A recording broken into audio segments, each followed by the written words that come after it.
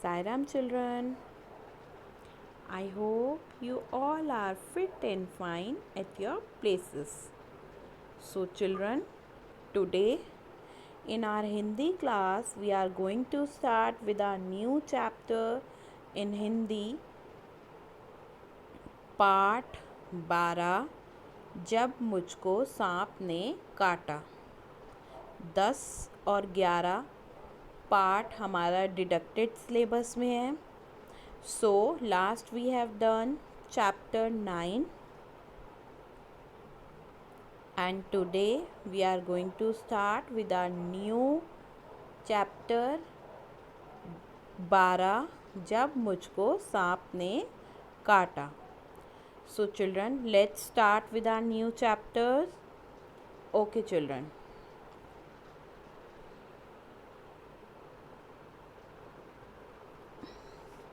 पाठ 12 जब मुझको सांप ने काटा।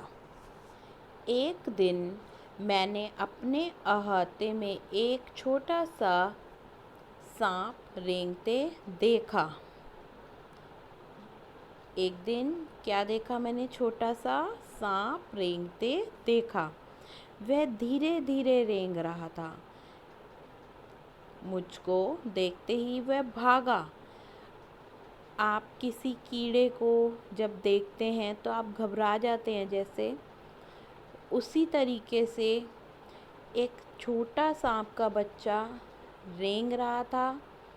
और जब उसने मुझको देखा, जब उसने इस बच्चे को देखा तो वो भागा, वो एकदम भागा और वहीं पर पड़े हुए नारियल के एक खोल में घुसकर छिप गया।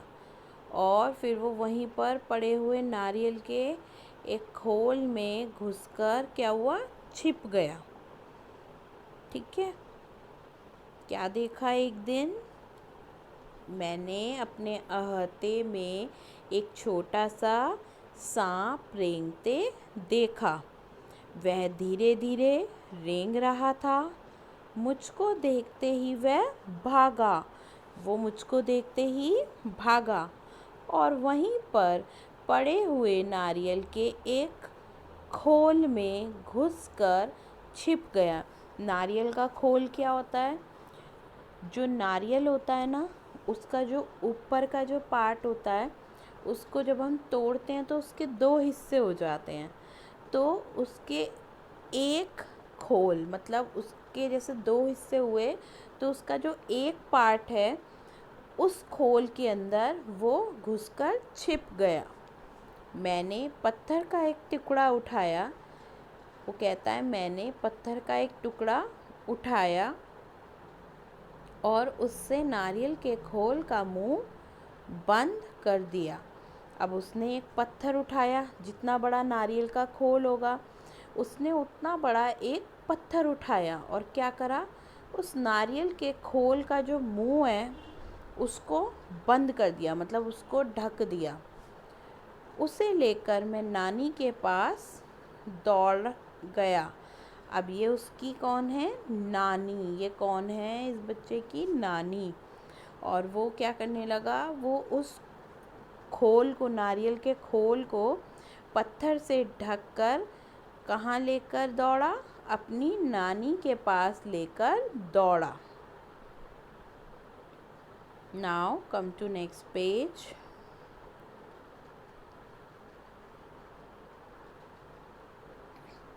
मैंने कहा नानी देखो मैंने सांप पकड़ा है।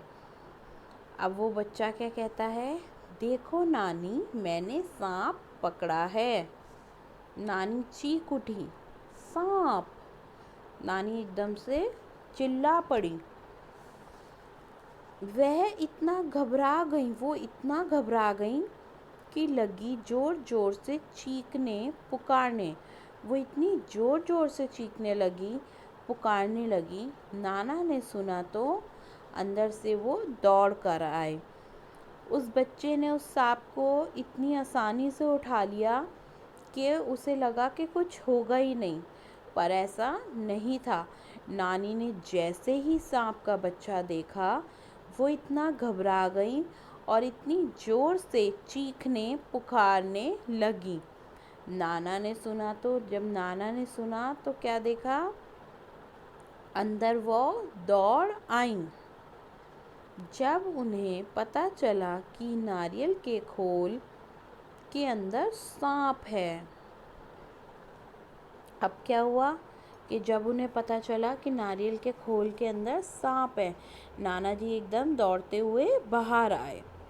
तो उन्होंने मेरे हाथ से उसे छीनकर दूर फेंक दिया। उस नारियल के खोल को उसकी नानी ने लेकर उसे दूर फेंक दिया, जैसे ही उन्हें पता लगा कि उसके अंदर सांप है। नन्हा सांप बाहर निकल आया। अब जो छोटा सा जो सांप था वो क्या हुआ, वो बाहर निकल आया और रेंगता हुआ पास की झाड़ी में गायब हो गया। अब वो वहीं झाड़ियाँ थीं और वो धीरे धीरे रेंगता हुआ आया और वो वहीं पे गायब हो गया। नाना ने मुझसे कहा, खबरदार, फिर कभी सांप के पास मत जाना। अब नाना जी ने कहा खबरदार, मतलब उन्होंने गुस्सा करा कि कभी भी किसके पास मत जाना, सांप के पास मत जाना। सांप बहुत खतरनाक होता है। सांप बहुत खतरनाक होता है।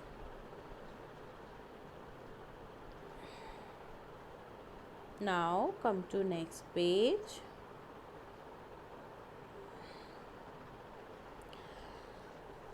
उसी दिन शाम को एक बर को पकड़ने की कोशिश कर रहा था। अब उसी दिन वो क्या कर रहा था, एक बर को पकड़ने की कोशिश कर रहा था कि उसने काट खाया, मतलब उसने काट खाया। बर मतलब सांप।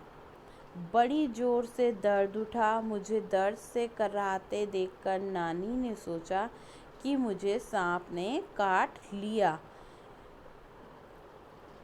उसे काटा किसने था, बर ने। एक बर को पकड़ने की उसने कोशिश करी, ठीक है, और उसने काट लिया उसको।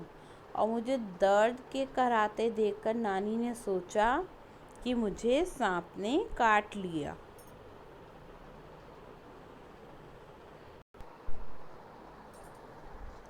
उसको किसने काटा था, बर ने। पर नानी जी ने सोचा, एक दिन वो सांप को पकड़ कर लाया था, कहीं उसने फिर से कोशिश करी उस सांप को पकड़ने की, तो उन्होंने सोचा कि लगता है इसको सांप ने ही काट लिया। मैंने दौड़कर नानी को उंगली दिखाई। उन्होंने जल्दी से नाना जी को पुकारा। नाना जी तुरंत दौड़ आए और मेरी उंगली को देखा, और उन्होंने मेरी उंगली को देखा। जहाँ बर ने काटा था वहाँ नीला निशान पड़ गया था। वह चट मुझे गोद में उठाकर बाहर भागे और वो एकदम से मुझे झट से उठाकर बाहर की तरफ भागे, मतलब किसी वैद्य जी के पास भागने लगे। क्योंकि वो जो उसकी उंगली थी जहाँ पे बर ने काटा था, वो उंगली पर निशान पड़ गया था और वो नीला हो गया था। और वो जो चोट थी, देखते ही वो मुझे गोद में उठाकर बाहर भागे। बाग और धान के खेतों को पार करके भागते भागते वह अपने घर से दूर एक छोटी सी झोपड़ी के सामने जाकर रुके। वहाँ पहुँचते ही उन्होंने आवाज़ लगाई। अब वहाँ पे पहुँचते ही उन्होंने एक आवाज़ लगाई। क्या हुआ, बाग और धान के खेतों को पार करके। बाग मतलब एक बाग था बहुत बड़ा, और धान जो खेत होते हैं जहाँ पे फसल होती है, वो जो पड़ी रहती है, उन्होंने उन खेतों को पार करके भागते भागते वह अपने घर से दूर एक छोटी सी झोपड़ी के सामने जाकर रुके। वहीं पहुँचते ही उन्होंने आवाज़ लगाई। वहाँ पे पहुँचते ही उन्होंने क्या करी, आवाज़ लगाई। नाना जी ने, उसी दिन क्या हुआ था, शाम को, अब जिस दिन उसने सांप को पकड़ा था, उसी दिन शाम को एक बर को पकड़ने की उसने कोशिश करी और उस बर ने उसको काट लिया। जब बर ने काट लिया, वह ज़ोर से दर्द उठा। अब उसे ज़ोर से दर्द उठा। जैसे ही उसे दर्द से कराहता देखकर नानी ने सोचा कि मुझे सांप ने काट लिया। अब नानी ने क्या सोचा था कि लगता है इसने फिर से सांप को पकड़ा होगा और उसे इस सांप ने काट लिया होगा। मैंने दौड़कर नानी को उंगली दिखाई। उन्होंने जल्दी से नाना को पुकारा। नाना तुरंत दौड़े आए और मेरी उंगली को देखते ही बर ने काटा था, वह क्या हो गई थी, नीली भी पड़ गई थी। वह क्या हो गई थी, नीली पड़ गई थी और उस पर एक निशान भी पड़ गया था। वह चट मुझे गोद में उठाकर बाहर भागे। अब उन्होंने मुझे गोद में उठाया और वो मुझे कहाँ लेकर भागने लगे, गोद में उठाकर बाहर की तरफ भागने लगे। उन्होंने क्या करा, बाग और धान के खेतों को पार करके भागते भागते अपने घर से दूर एक छोटी सी झोपड़ी के सामने जाकर रुके और वहीं पहुँचते ही उन्होंने किसे आवाज़ लगाई।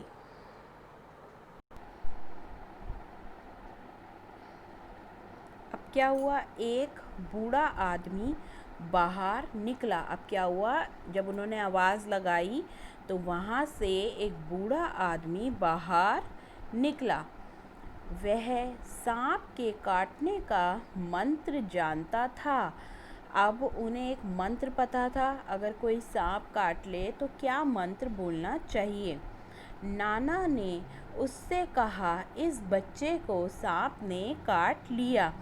अब उन्होंने क्या बोला, उसके नाना जी ने बोला उन बूढ़े आदमी से कि इस बच्चे को सांप ने काट लिया, इसकी झाड़ फूंक कर दो। अब इसकी झाड़ फूंक मतलब इसका झाड़ा उतार दो। बूढ़ा मुझे झोपड़ी में ले गया। अब जो बूढ़ा आदमी था वो उन्हें झोपड़ी में ले गया। उसने मेरी उंगली देखी और बोला, चुपचाप बैठो। अब उन्होंने मेरी उंगली देखी और बोलने लगे कि अब आप चुपचाप बैठो, हिलना डुलना मत। फिर पीतल के बर्तन में पानी लाया और मेरे सामने बैठकर मंत्र पढ़ने लगा। अब वो एक पीतल के बर्तन में, ये एक बर्तन रखा हुआ है पीतल का, और वो इसके अंदर पानी लेके आया और इन्होंने कहा कि चुपचाप बैठो, कुछ बोलना मत। और फिर उन्होंने क्या करा, मंत्र बोलने शुरू कर दिए। उसके बाद क्या हुआ, उन्होंने बोला, मैं चाहता तो बहुत था कि उस बूढ़े को बता दूं कि मुझे सांप ने नहीं, किसने काटा था, बर ने। अब उस बच्चे ने सोचा कि मैंने बहुत सोचा कि मैं इन बूढ़े आदमी को बता दूं कि मुझे सांप ने नहीं काटा, मुझे किसने काटा है, मुझे बर ने काटा है। पर मेरे नाना मुझे कसकर पकड़े रहे। मुझे, जो मेरे नाना थे, उन्होंने मुझे बहुत कसकर पकड़े हुआ था और मुझे बोलने लगे, मतलब बोलना भी मत और बोलने भी नहीं दिया। और उन्होंने मुझे क्या करा, बोलने भी नहीं दिया। जैसे ही मैं कुछ कहने को मुंह खोलता, वह डांट कर कहते, चुप। जैसे ही मैं कुछ कहना चाहता और नाना जी क्या कहते, चुप। डर के मारे मैं चुप हो जाता और डर के मारे मैं क्या हो जाता, चुप। हमारे पीछे पीछे हमारी नानी भी कई लोगों के साथ वहाँ आ पहुँची। नाना जी तो पहले पहुँच गए थे और हमारे पीछे पीछे कौन आ गई थी, हमारी नानी जी, ये हमारी नानी जी हैं और वो कुछ लोगों के साथ हमारे पीछे पीछे आ गई थी।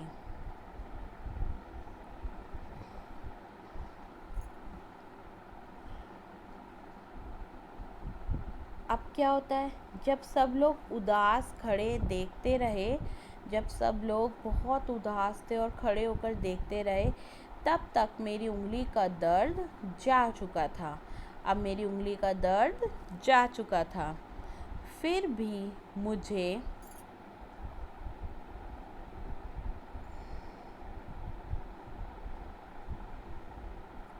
मुझे क्या हुआ, अब क्या हुआ था, अब फिर भी मुझे क्या हुआ, वही जाड़ा फूकना होता रहा। जब तक वो लोग खड़े थे उदास, तब तक उसकी उंगली का दर्द भी चला गया था। ठीक है, उसकी जो उंगली का दर्द था वो ख़त्म हो गया था। फिर भी मुझे वहाँ ज़बरदस्ती बैठकर झाड़ फूँक करवानी पड़ी। अब क्या हुआ, मेरी उंगली का दर्द भी ख़त्म हो गया और मुझे, वो जो बच्चा सोचता है कि मुझे सांप ने नहीं काटा, मुझे बर ने काटा है, पर मेरे नाना जी ने मुझे बोलने नहीं दिया। ठीक है, अब वो कहता है जब मेरी उंगली का दर्द भी ख़त्म हो गया, उसके बावजूद भी जो वहाँ मुझे बैठे रहना पड़ा और जो झाड़ फूँक मुझे करवानी पड़ी। कुछ मिनट बाद बूढ़ा आदमी उठा। अब जो बूढ़ा आदमी था, वो जो झाड़ फूँक कर रहा था, वो उठा। उसने उसी बर्तन के पानी से मेरी उंगली धोई। अब उन्होंने वो जो बर्तन में जो पानी रखा था, जब उन्होंने झाड़ फूँक कर लिया, अब उसी बर्तन के पानी से उन्होंने मेरी उंगली धोई और मुझे पिलाया भी। और मुझे क्या करा, पिलाया भी। उसने मुझे बोलने से मना कर दिया, उसने मुझे बोलने से मना कर दिया ताकि दवा का पूरा असर हो और दवाई का क्या हो, पूरा असर हो।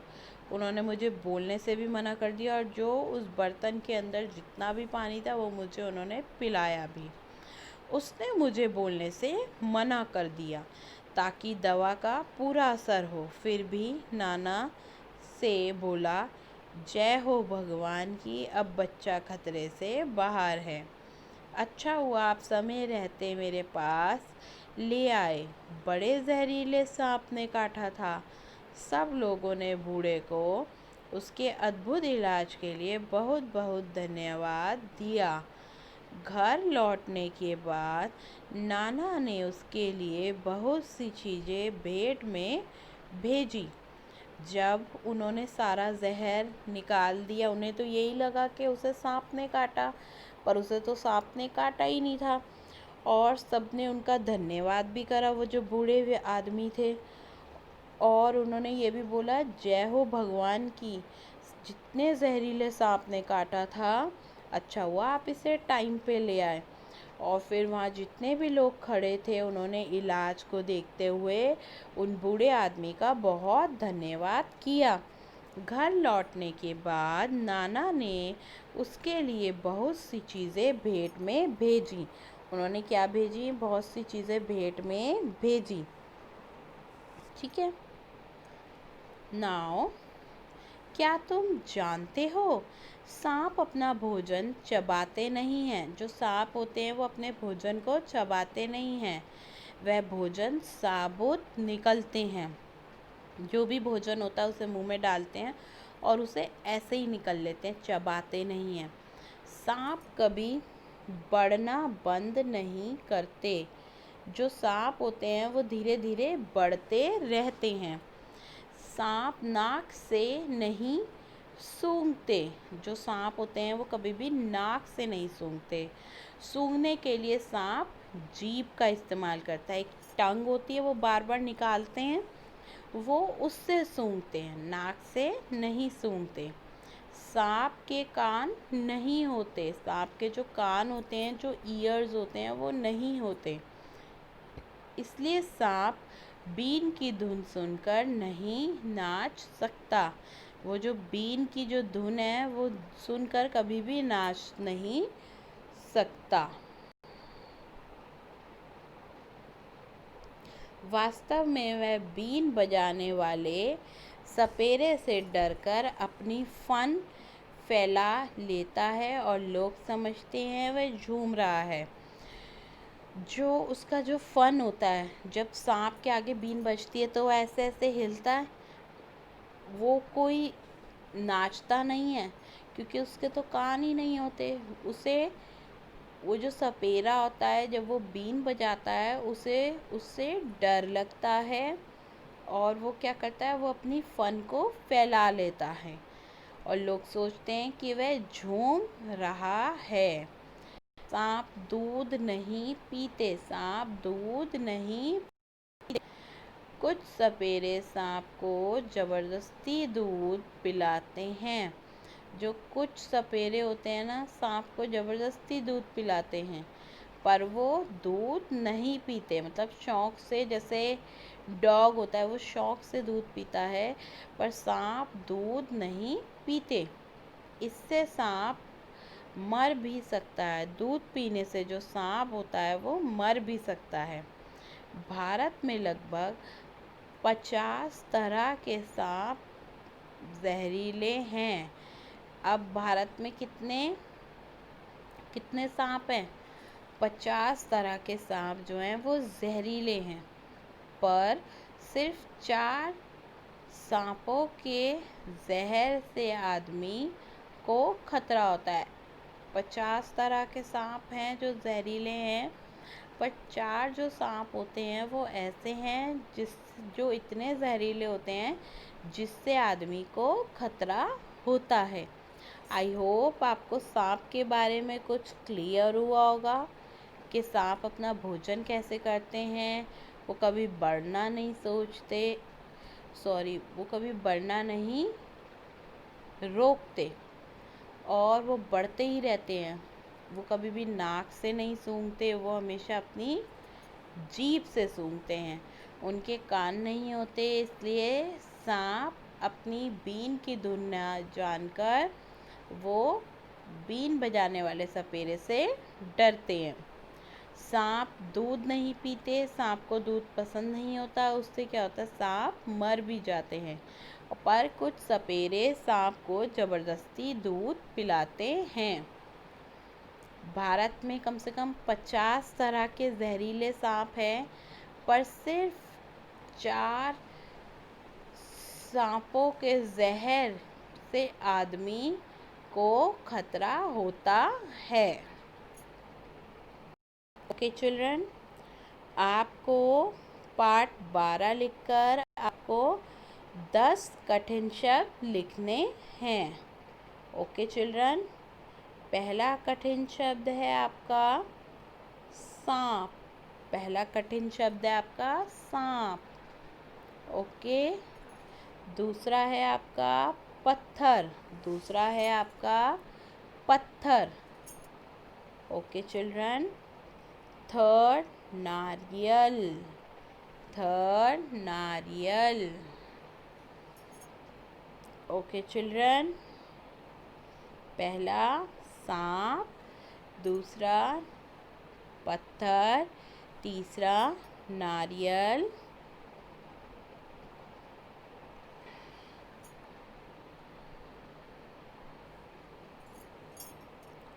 फोर्थ चीखने पुकारने। चीखने पुकारने। 5 छीनकर। 5 छीनकर। 6 झाड़ी। 6 झाड़ी।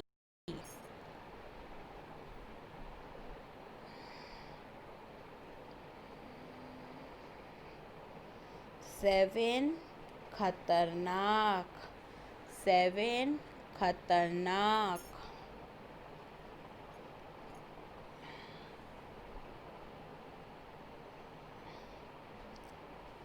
8 कोशिश।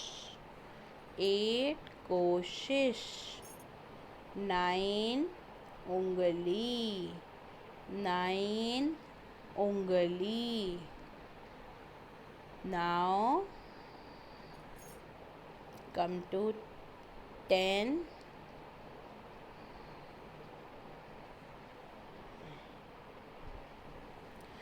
10 झोपड़ी, 10 झोपड़ी. Okay, children.